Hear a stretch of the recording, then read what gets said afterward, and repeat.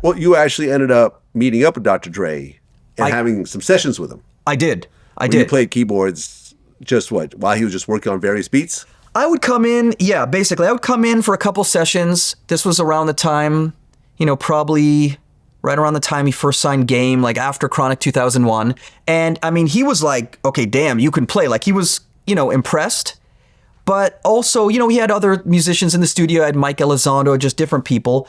And I think for whatever reason, who knows, I wasn't like, as you can tell, like he probably didn't think I was all that cool to just be hanging in the studio. So I think he respected me. But for whatever reason, those sessions didn't turn into him having me be like in his quote unquote band. I mean, I remember one session he was producing Eve at the time. And I was just in the back. I was just sitting watching him produce vocals. I think they had let me in the studio. He probably thought I was going to just watch him for about 10, 20 minutes. I literally sat there for 8 hours just watching the entire session. He's probably like, who is this weirdo in the studio? But to me, that was like, whoa, I'm watching, Dre produce. But yeah, I mean, our mutual friend Zach was like, Zach was managing other producers that were in that camp. He was managing Denon and High Tech. Yeah. I did Best Friend with 50 Cent and with High Tech, and I did a bunch of stuff with Denon through Zach. But Zach was like, listen, bro, it's, you know what? There's a bigger dream ahead for you. Instead of being a keyboardist for a super producer, we're going to make you your own super producer. Not that I would put myself in the same conversation as a Dr. Dre, but I will say that, yes, the dream of not just being a musician or a keyboardist for another producer and being my own producer, that was kind of something that just, came about probably as a result of like, okay, well, I guess I'm not going to be Dre's keyboard player. Well, was it around that time that you ended up doing 50 Cent's Position of Power on the Massacre album? Yes, around that time. So when I started getting my own placements, we would back in those days we'd fly to New York with the Beat CD and get in. And yeah, I got in. I really linked with 50 Cent and Shaw Money and G Unit and that whole thing. So yeah, that was one of the first kind of like rap cuts that I got a lot of respect for is Position of Power and some of the songs around that time. Can we hear you play it? Let's see.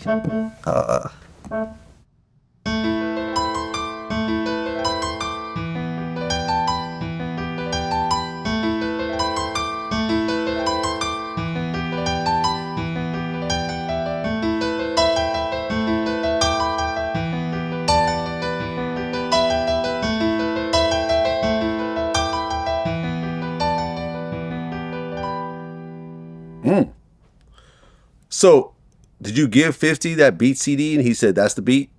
Yeah, basically in a nutshell. And he took a few others. I think there was two others on that album. That was the one that was most beloved. But yeah, we would go there, play so in 50 would be like, okay, I want number 3, number 7, number 9. It would really go like that. I want that for me and for, Yayo. Yayo wants this one and Lloyd Banks wants this one. It was like, a dream come true. This was when 50 Cent was really the biggest, rapper in the world. This was after his, debut album. And he said, and I remember very carefully, he sat me and Zach down. He said, so JR, he has his finger on the sound of the stuff we're trying to do right now. So we probably ended up doing some sort of song deal or something, but that was, and I'd done Best Friend with High Tech. Another song with Olivia he had signed at the time.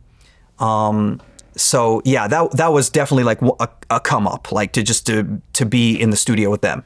I think around that time we were all talking, and unless I'm remembering it wrong, one of your first placements with G Unit was on Young Buck's album, but Zach's assistant forgot to turn in the proper paperwork. So on the album, your name wasn't mentioned. And I remember Zach's assistant got fired over that, not too long afterwards. Yeah, wow, man, you have an incredible memory. Yeah, because I would have remembered that if you didn't say it, but I do remember. Remember that whole situation? Now that I'm saying it? I do remember it. Because you called me, you were pissed off. You're like, yo, do you have the Young Buck album? Look on the back of it. Is my name on it? Fuck this guy. And I'm so angry. I was so angry because back then, obviously, still though, credits were everything. They were more important than money to me, especially then. Mm-hmm. like everything down to I wanted to say produced by J.R. Rotem with the quotes with a dot after the J. Like I was really, and keep in mind back then in CDs, like with Spotify now, you know, you upload credits, you get them wrong, you know, you can upload it. It's totally fluid. Back then, you know, you go to the CD manufacturing plant or whatever, like print. Yeah, that's it. So if that's it. So it's maybe on the reissue they could get you, but it's kind of like, you know, forever you're cut out of that. So I was definitely pissed. His assistant got fired over that. I believe so. Yeah. Shit. I didn't. Was it? Yeah. I mean, he doesn't play, and he was. Yeah. Yeah. It is what it is. Yeah. Okay. So you got a couple good placements, and then you and Zach Katz started Beluga Heights together. Yeah. A couple things happened in between then. I mean, yes. So we were killing it in the rap game, came in there like like maybe 60 or 70 placements in 1 year. Now, not 60 or 70 placements in 1 year. It was yeah, I'm speaking facts. I'm not saying it arrogantly, but it was definitely a record of placements. Now, so you're getting like 5 placements a month. Like honestly, nonstop. Zach's like, hey, they want this one, they want that one, both in Atlanta, in New York, obviously on the West Coast, Snoop Dogg. A lot of album cuts, not necessarily bona fide hits, but album cuts. But the album cuts mattered more back then, you know, on CDs. People were buying CDs. People like, you know, some of their favorite songs weren't necessarily like the singles. It was a more of an album type atmosphere. Yeah. And then within that time, like between then and Beluga Heights, I would say I had a very intentional transition to wanting to be more versatile. And I love hip hop and rap. It's still probably my first love. But I was like, you know, as a jazz musician, I understand and appreciate many different kinds of music.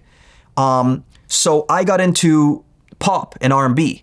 And so like when I did, you know, Rihanna, SOS, that was around 2006.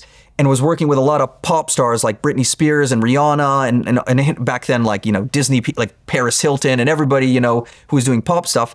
That was right before we decided, hey, you know, you're killing it now on all genres, but the next step is to sign our own artists, which I had to be talked into because at the time I sort of felt like, why would I get in with somebody who really doesn't have anything going on and develop them, and it's more of a investment of time than I'm in the studio right now with Britney Spears, like the biggest pop star in the world, just to use an example. But I mean, it turns out that, you know, Zach and my brother Tommy, who was the one who found us all our artists, were right. They were like, no, this is like a different level now. This is, you know, different level of ownership, different level of respect. You know, one of the producers that you respect the most, not every producer, in fact, most producers, even hit makers, it's a different skill set to sign, develop, and break talent. Dr. Dre does that, right? Like does that maybe better than anyone. Yes, he's done hits for other people, but essentially he's known as breaking his own artists. Snoop Dogg, 50, you know, all of them. So